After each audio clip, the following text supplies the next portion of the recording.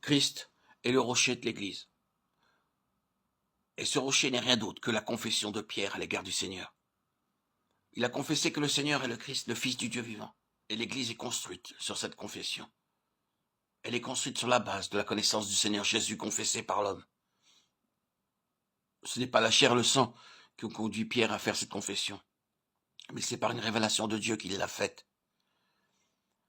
Ce que Pierre a reçu, ce n'est pas une tradition chrétienne.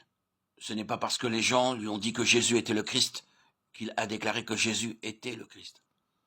Ni parce que les gens lui ont dit que Jésus était le Fils du Dieu vivant qu'il a alors aussi déclaré cela. Pierre n'a pas passé du temps à chercher et à réfléchir jusqu'à ce qu'il soit parvenu à la conclusion que Jésus était le Christ, le Fils du Dieu vivant. Cette connaissance ne procède ni de l'activité cérébrale de Pierre, ni de la suggestion d'autres personnes. Elle vient directement par la révélation du Père qui est dans le ciel. Cette confession ne s'appuie pas sur une opinion personnelle, ni sur une doctrine, mais sur la révélation de Dieu concernant son Fils, à l'esprit de Pierre. C'est uniquement de cette manière qu'il a pu connaître que Jésus était le Christ du Dieu vivant et le Fils de Dieu.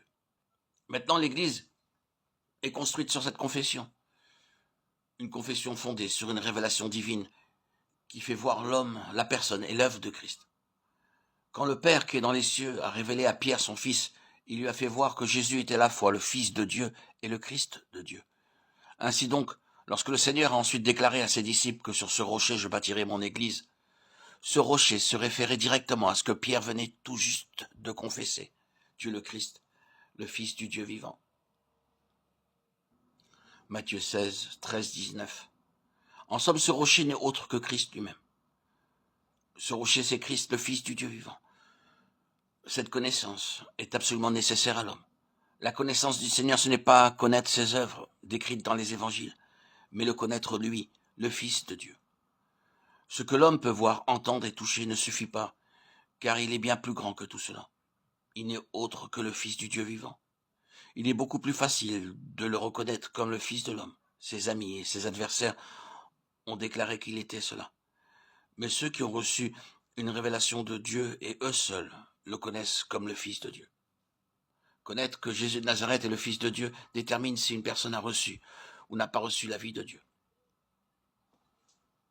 Voyons ce que disent les Écritures à cet égard. Or, la vie éternelle, c'est qu'ils te connaissent toi, le seul vrai Dieu, et celui que tu as envoyé, Jésus-Christ. Jean 17, 3. Mais ces choses ont été écrites afin que vous croyiez que Jésus est le Christ, le Fils de Dieu, et qu'en croyant vous ayez la vie en son nom. Jean 20, 31. Celui qui a le Fils a la vie, celui qui n'a pas le Fils de Dieu n'a pas la vie. 1 Jean 5, 12. Connaître Jésus-Christ, l'envoyé de Dieu, c'est la vie éternelle. Le reconnaître, lui, comme le Fils de Dieu, c'est aussi la vie éternelle.